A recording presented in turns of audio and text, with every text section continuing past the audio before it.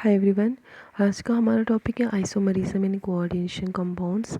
सबसे पहले हमें पता होना चाहिए कि आइसोमरिज्म क्या होता है, और उसके पहले हमें पता आइसोमरिज्म को जानने से भी पहले हमें पता होना चाहिए कि आइसोमर्स क्या होते हैं। तो देखो, वो कंपाउंड्स जिनका मॉलिक्यूलर फार्मूला सेम होता है लेकिन जो उनकी प्रॉपर्टीज़ होती हैं वो डिफरेंट होती हैं, उन्हीं को बोला जाता है आइसोमर्स। और ये इसी फिनोमिनन को बोला जाता है आइसोमरिज्म। ठीक है जी। अब जो आइसोमर्स हैं उनको ब्रॉडली क्लासिफाइड किया गया है दो कैटेगरीज़ में। एक को बोला जाता है स्ट्रक्चरल आइसोमरिज्म और आइसोमर्स, और दूसरे को बोला जाता है स्टीरियो आइसोमर्स। और ये जो स्ट्रक्चरल और स्टीरियो आइसोमर्स है ना, ये फर्दर डिफरेंट सब टाइप्स में क्लासिफाइड है। जैसे आइसोमर्स ऑफ कोऑर्डिनेशन कंपाउंड्स दो तरह के हो गए, स्ट्रक्चरल आइसोमर्स और दूसरा स्टीरियो आइसोमर्स। स्ट्रक्चरल आइसोमर्स आगे फर्दर सब टाइप के हो गए, जैसे ionisation isomers, hydrate isomer, linkage isomer, coordination isomers, उसके बाद कोऑर्डिनेशन पोजीशन आइसोमर्स और पॉलीमराइजेशन आइसोमर्स। उसके बाद ये आइसोमरिज्म नहीं है यहाँ पर आइसोमर्स है। ठीक है। उसके बाद स्टीरियो की अगर बात करें, स्टीरियो आइसोमर्स, तो स्टीरियो आइसोमर्स दो तरह के होते हैं, जियोमेट्रिकल आइसोमर्स और ऑप्टिकल आइसोमर्स। अब एक एक को लेके हम चलो डिस्कस करते हैं। सबसे पहला है स्ट्रक्चरल आइसोमर्स। तो देखो, स्ट्रक्चरल आइसोमर्स में सबका स्ट्रक्चर, चाहे वो आयोनाइजेशन हो, हाइड्रेट हो, लिंकेज हो, कोऑर्डिनेशन पोजीशन हो या फिर पॉलीमराइजेशन हो, सबका स्ट्रक्चरल इन सब कंपाउंड्स के अंदर जो मॉलिक्यूलर फार्मूला होगा वो सेम होगा। तो सबसे पहला है हमारे पास स्ट्रक्चरल आइसोमर्स। तो स्ट्रक्चरल आइसोमर्स में क्या होगा कि जो कंपाउंड्स हैं इनका जो मॉलिक्यूलर फार्मूला होगा वो सेम होगा, लेकिन जो अरेंजमेंट होगा एटम्स का या ग्रुप ऑफ एटम्स का अराउंड सेंट्रल मेटल एटम या आयन के, जो अराउंड जो सेंट्रल मेटल एटम होगा या जो सेंट्रल मेटल आयन होगा उसके अराउंड जो एटम्स का या ग्रुप ऑफ एटम्स का अरेंजमेंट होगा ना, वो डिफरेंट होगा। बाकी इनका जो मॉलिक्यूलर फार्मूला होगा वो सेम होगा, तो इन्हीं को बोलेंगे स्ट्रक्चरल आइसोमरिज्म। ठीक है। और उसके बाद चलिए आप देखते हैं, ये फॉलोइंग सब टाइप्स के हैं ना, जैसे हमने अभी यहाँ देखा ये सब। तो चलो एक एक को लेकर डिस्कस करते हैं। तो नंबर 1 है हमारे पास, ये मैंने बता दिया ना, स्ट्रक्चरल अरेंजमेंट ऑफ एटम्स और ग्रुप ऑफ एटम्स और आयंस वो डिफरेंट है। अब फर्स्ट है आयोनाइजेशन आइसोमर्स। ठीक है। जैसे आयोनाइजेशन का सबसे पहली बात तो हमें पता है कि ये जो कंपाउंड्स हैं इनका मॉलिक्यूलर फार्मूला सेम होगा। ये तो हमें पता है क्योंकि ये स्ट्रक्चरल में है, और स्ट्रक्चर में सारे मॉलिक्यूलर फार्मूला सबका सेम होता है। बात सिर्फ स्ट्रक्चर की होती है, जो अरेंजमेंट होता है एटम्स का सेंट्रल मेटल एटम के या आयन के अराउंड, वो डिफरेंट होता है। तो यहाँ पर आयोनाइजेशन का मतलब कुछ ऐसा इंडिकेट कर रहा है कि आयंस में कुछ कन्वर्ट होंगे, और कैसे आयंस होंगे। तो देखो, जब इनको पानी में डिज़ोल्व करते हैं या कोई और लिक्विड होगा तो ये डिफरेंट आयंस देते हैं। ठीक है। जैसे यहाँ पर देखिए, मैंने 2 एग्जांपल लिए। यहाँ पर देखिए, ये है CONH3 होल 5 Br SO4। ठीक है। ये कोऑर्डिनेशन अफेयर के बाद ये यहाँ तक जहाँ तक ब्रैकेट लगा हुआ, इसको अंदर वाले को बोलते हैं कोऑर्डिनेशन अफेयर। ठीक है। तो ये बाहर हो गया आउटसाइड द कोऑर्डिनेशन अफेयर। यहाँ CONH3 5SO4Br। अब देखो आप, स्ट्रक्चरल इनका जो मॉलिक्यूलर फार्मूला है वो सेम है। देखो, CO एक है, CO एक है, NH3 होल 5 है, NH3 होल 5 है, Br एक है, यहाँ पर Br एक है, यहाँ SO4 एक है, यहाँ पर भी SO4 एक है।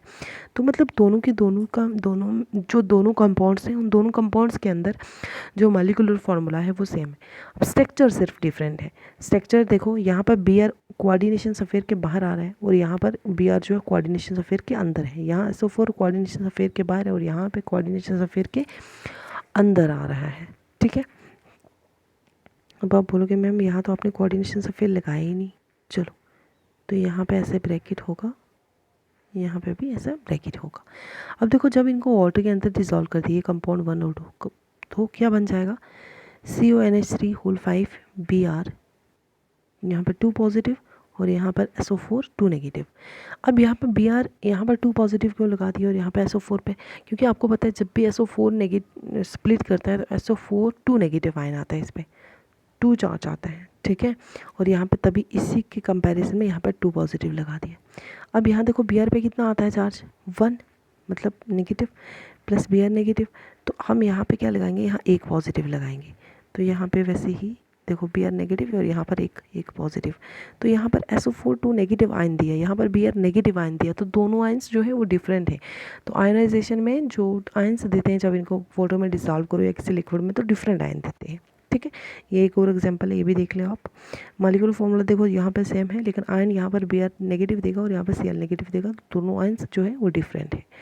चलो अब दूसरी टाइप है हाइड्रेट आइसोमरिज्म। हाइड्रेट का मतलब होता है बच्चा कहीं वाटर लगा हुआ है, ठीक है। तो इनमें भी मॉलिक्यूलर जो इनका मॉलिक्यूलर फॉर्मूला होगा वो सेम होगा, लेकिन जहाँ पर different number of water molecules in and outside the coordination sphere. मतलब इनको पहचानना कैसे है आपने, देखो आयोनाइजेशन आइसोमर को कैसे पहचानोगे आप, देखोगे मॉलिक्यूलर फॉर्मूला सेम है तो आयंस डिफरेंट दे रहे हैं, है ना। तो हाइड्रेट आइसोमर्स को कैसे पहचानोगे, आप देखोगे कि सबसे पहले यहाँ पर देखो यहाँ पर वाटर के मॉलिक्यूल होंगे दोनों कॉम्प्लेक्सेस में, दोनों कंपाउंड्स में, लेकिन different number of water molecules होंगे कोऑर्डिनेशन स्फीयर के अंदर और कोऑर्डिनेशन स्फीयर के बाहर। जैसे यहाँ तक ये कोऑर्डिनेशन स्फीयर के अंदर है, तो कोऑर्डिनेशन स्फीयर के अंदर यहाँ पर 4 वाटर के मॉलिक्यूल है, और यहाँ पर अगर बात की जाए तो कोऑर्डिनेशन स्फीयर के अंदर 5 वाटर के मॉलिक्यूल हैं। तो different number of water molecule inside the coordination sphere आगे दोनों कॉम्प्लेक्सेस के। यहाँ पर कोऑर्डिनेशन स्फीयर के बाहर देखो 2 नंबर ऑफ वाटर मॉलिक्यूल और यहाँ पर 1 है। तो मतलब डिफरेंट जो नंबर है वाटर मॉलिक्यूल्स है in and outside the coordination sphere. बाकी मॉलिक्यूलर फार्मूला देख लो सेम ही है। यहाँ पर देखो Cr1 है, यहाँ पर भी Cr1 है, वाटर के 4 और 2 यहाँ पर हो गए बाहर 6, 5 और 1 यहाँ 6, और Cl कितने हो गए यहाँ पर, एक सेकेंड, Cl यहाँ पर 2 और 1 यहाँ पर 3, और यहाँ पर भी 2 और 1 यहाँ पर भी 3। तो सिर्फ वाटर के मॉलिक्यूल का जो नंबर है वो डिफर कर रहा है इनसाइड द कोऑर्डिनेशन स्फीयर और आउटसाइड द कोऑर्डिनेशन स्फीयर। तो ये था हाइड्रेट आइसोमर्स। हाइड्रेट आइसोमर में वाटर का मॉलिक्यूल, ये याद रखना है वाटर के मॉलिक्यूल से। तीसरा है हमारे पास लिंकेज आइसोमर्स, बहुत ईजी है ये लिंकेज आइसोमर्स। तो लिंकेज आइसोमर्स क्या है, ये इनमें भी सेम मॉलिक्यूलर फार्मूला होगा, ठीक है, लेकिन ये लिंक्ड होंगे through different donor atoms between 1 और more ligands and central metal atom or ion. समझ नहीं आई, देखो यहाँ पर पहले अब ये जो टाइप ऑफ आइसोमरिज्म होती है ना, ये एम्बीडेंटेट लाइगेंड्स। एम्बीडेंटेट लाइगेंड मतलब जिनकी एक से मतलब दो जो डोनर साइड होती हैं, मतलब दोनों तरफ से इलेक्ट्रॉन्स दे सकते हैं, 2 डोनर्स। एम्बीडेंटेट मतलब 2 तरफ से जुड़ सकते हैं। तो अब यहाँ पर देखो एग्जाम्पल से देखो CuNH3 5 NO2 Cl और CuNH3 5 ONO Cl, ठीक है। अब यहाँ पर आपको क्या देखना है, यहाँ पर एम्बीडेंटेट लिगेंड है। एम्बीडेंटेट लाइगेंड्स मतलब जो जिनमें 2 डोनर एटम हो, जैसे यहाँ NO2 जो है ये एम्बीडेंटेट लिगेंड है, ये नाइट्रोजन से भी दे सकता है, ऑक्सीजन से भी, और ये भी एम्बीडेंटेट ONO भी एम्बीडेंटेट लाइगेंड है। तो यहाँ पर आप देखें, ये देखें इस वाले कंपाउंड में, ये जो compound, let me zoom this first, ये वाला जो कंपाउंड है मैंने बनाया हुआ, यहाँ पर देखो जो NO2 है वो नाइट्रोजन से कॉपर के साथ अटैच है, ठीक है। और इसी इधर ही वाले कंपाउंड में देखो आप, यहाँ पर ये भी तो NO2 ही है, ONO करके लिखा हुआ है, तो ये ऑक्सीजन से अटैच है। मतलब नाइट्रोजन और ऑक्सीजन, यहाँ पर उधर नाइट्रोजन से अटैच है, इधर ऑक्सीजन से अटैच है। तो ये कौन से मतलब अब कंफ्यूज नहीं होना कि ये ONO जो है वो डिफरेंट है और NO2 यहाँ पर लिख दिया। ONO यही NO2 है, मॉलिक्यूलर फार्मूला देख लो आप सेम है। मॉलिक्यूलर फार्मूला सेम कैसे है, देखो यहाँ पे Cu, यहाँ पे Cu, यहाँ NH3 5 NH3 यहाँ पे NO2, यहाँ पे N और एक ये 2 ऑक्सीजन NO2, यहाँ पे Cl, यहाँ पे भी Cl।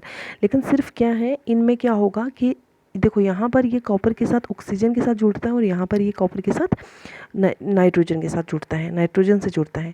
तो लिंक्ड यहाँ पे यही चीज़ लिखी हुई है, linked through different atoms, donor atoms between 1 और more ligands and central metal atom or ion. Ligand के साथ भी जुड़ सकते हैं या फिर सेंट्रल मेटल, तो यहाँ पे सेंट्रल मेटल एटम के साथ जुड़े हुए हैं। तो आज के लिए इतना ही, आई होप आपको समझ आया होगा। Thank you.